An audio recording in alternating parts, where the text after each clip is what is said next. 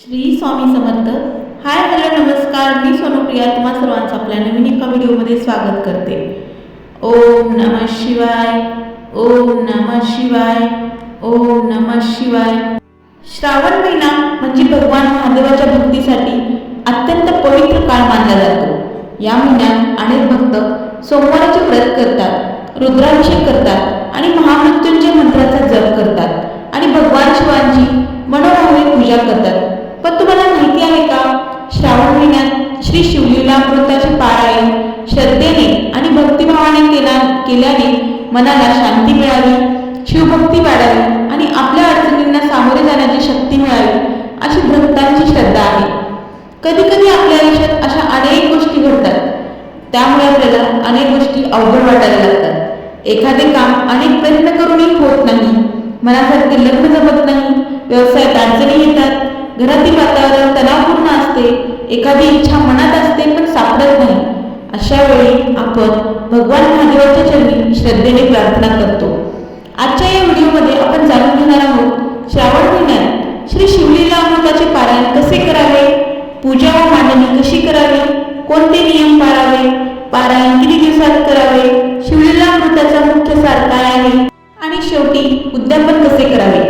त्यामुळे हा व्हिडिओ शेवटपर्यंत नक्की पहा आणि भगवान महादेवावर श्रद्धा असेल तर कमेंटमध्ये ओम नमः शिवाय लिहायला विसरू नका. भक्तांनो, शिवलीलामृत हा भगवान शिवांच्या महिमेचे आणि भक्तीचे त्यासोबतच शिवतत्वांचे वर्णन करणारा भक्तिपर ग्रंथ आहे. या ग्रंथामध्ये भगवान शिवांच्या विविध लीला, भक्तांवरील कृपा, शिवभक्तीचे महत्त्व आणि ईश्वरावर पूर्ण श्रद्धा ठेवण्याचा संदेश आपल्याला मिळतो. शिवलीलामृताचे वाचन किंवा पारायण करताना केवळ इच्छा पूर्ण व्हावी म्हणून नव्हे, तर मन शुद्ध करण्यासाठी, अहंकार कमी करण्यासाठी आणि भगवान शिवांशी भक्तीचे नाते दृढ करण्यासाठी हा पारायण करावे.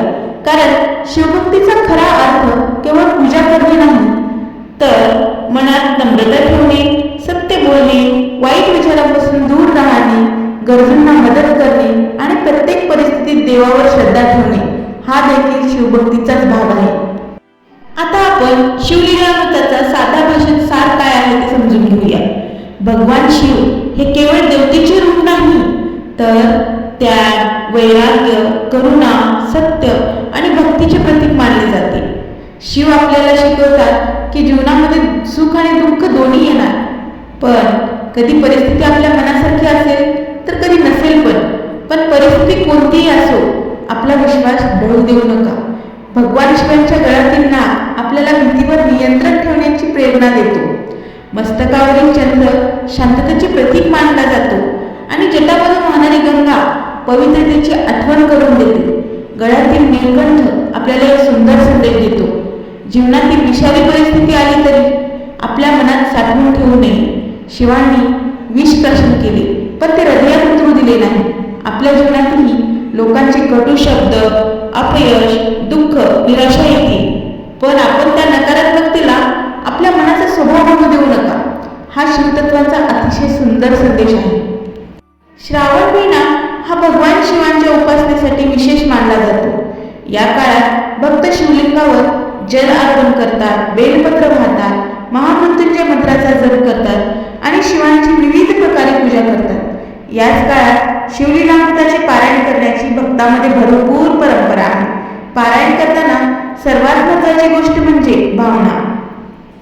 मोठी पूजा करता नाही आली तरी चालेल, महागडी सामग्री नाही तरी चालेल, पण मनापासून शिवनाम घेतले पाहिजे. आता आपण पाहूया पूजेची मांडणी कशी करायची. एका स्वच्छ जागी एखादा पाट किंवा चौरंग ठेवा, त्यावर स्वच्छ वस्त्र आणा, समोर भगवान शिवांची मूर्ती किंवा शिवलिंग ठेवा. शक्य असल्यास शिव पार्वतीचे चित्र ठेवू शकता. त्यानंतर तांब्यामध्ये स्वच्छ पाणी घ्या, बेलपत्र घ्या, फुले घ्या, अक्षदा, कुंकू, चंदन, त्यासोबतच धूप, दीप, नैवेद्य आणि एखादं फळ. त्यासोबतच आपल्याला दूध, दही, साखर, मध याचं मिळून पंचामृत तयार करायचं आहे.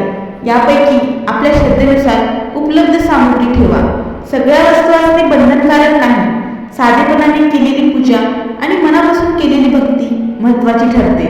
शिवलीलामृताचा ग्रंथ स्वच्छ वस्त्रावर ठेवावा. ग्रंथाला आदराने नमस्कार करून वाचन सुरू करावे. वाचन सुरू करण्यापूर्वी किंवा भगवान शिवांसमोर मनोभावे संकल्प करा. तुम्ही साध्या भाषेत संकल्प करू शकता.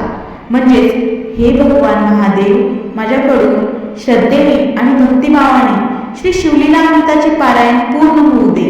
माझे मन शांत राहू दे. माझ्याकडून जाणते अजाणते झालेले अपराध क्षमा होऊ दे. माझ्या कुटुंबावर आपली कृपादृष्टी अखंड राहू दे आणि योग्य मार्गावर चालण्याची बुद्धी मला दे.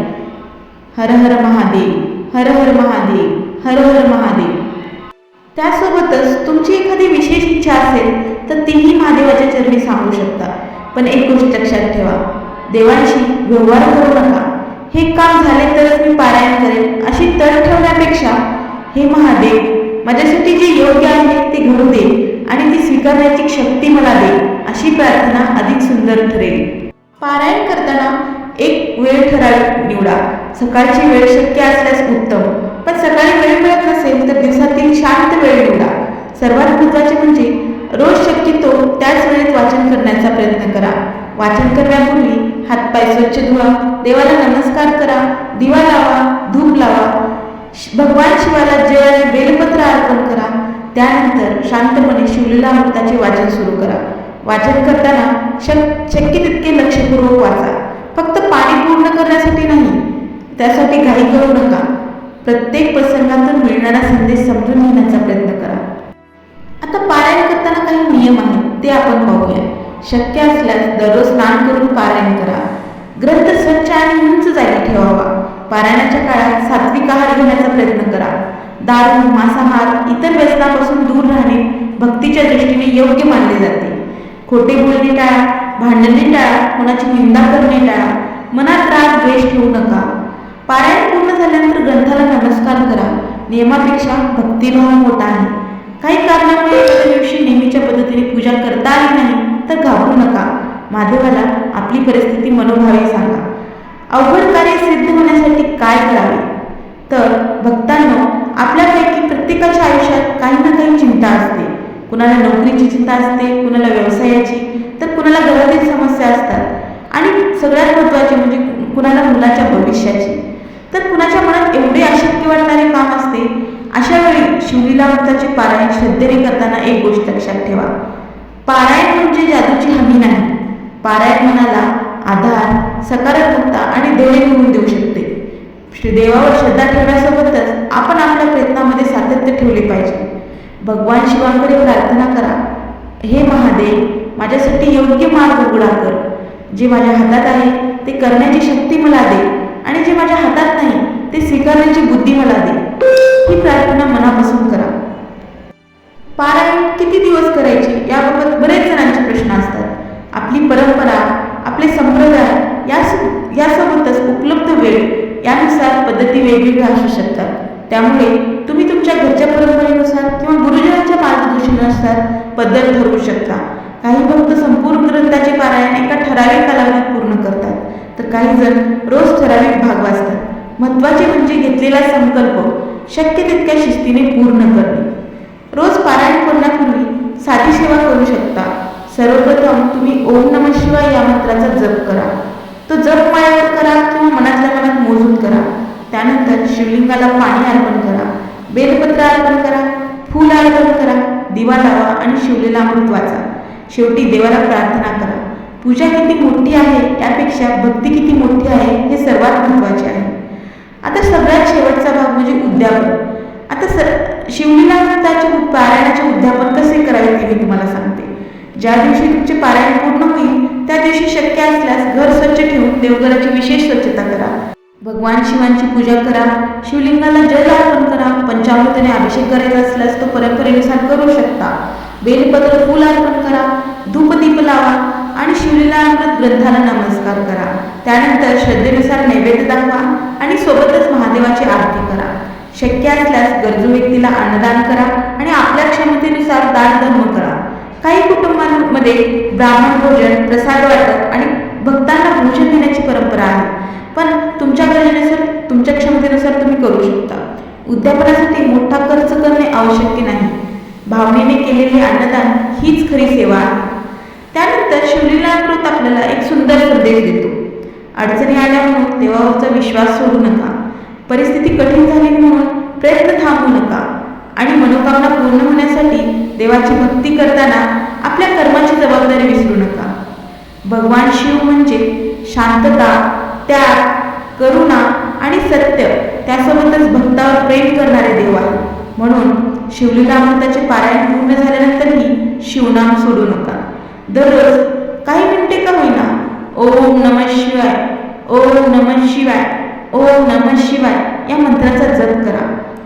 चला आता शेवटी भगवान महादेवाकडे मनापासून प्रार्थना करूया. हे कैलासवासी महादेव, मनातील चिंता तुम्हाला माहीत आहे, आमच्या घरातील अडचणी तुम्हाला माहिती आहे, आमच्या मनातील इच्छा सुद्धा तुम्हाला माहिती आहे. जे कार्य आम्हाला अशक्य वाटत आहे त्यासाठी योग्य मार्ग दाखवा. आमच्या प्रयत्नांना योग्य दिशा द्या. आमच्या चुका क्षमा माफ करा आणि आमच्या परिवारावर तुमची कृपादृष्टी अखंड राहू द्या. आमच्या मनात श्रद्धा, संयम आणि चांगले विचार निर्माण करा. आणि सगळ्यात महत्त्वाचे म्हणजे आम्हाला तुमच्या चरणावरची श्रद्धा कधीही कमी होऊ देऊ नका. हर हर महादेव. भक्तांनो, जर तुम्ही या श्रावण महिन्यात श्री शिवलीला अमृताचे पारायण करण्याचा संकल्प करत असाल तर कमेंटमध्ये श्रद्धेने लिहा ओम नमः शिवाय, हर हर महादेव, ओम नमः शिवाय, हर हर महादेव, ओम नमः शिवाय, हर हर महादेव. हा व्हिडिओ तुम्हाला आवडला असेल तर नक्कीच लाईक करा. भगवान शिवांची भक्ती करणाऱ्या मंडळाला आपला हा व्हिडिओ शेअर करा आणि अशाच भक्तिमय, धार्मिक आणि परंपरेशी जोडल्या जाणाऱ्या व्हिडिओसाठी आपल्या चॅनलला सबस्क्राईब करा. बेल आयकॉन दाबायला विसरू नका. पुन्हा भेटूया नवीन एका भक्तिमय व्हिडिओमध्ये. तोपर्यंत हर हर महादेव, हर हर महादेव, हर हर महादेव. ओम नमः शिवाय, ओम नमः शिवाय, ओम नमः शिवाय.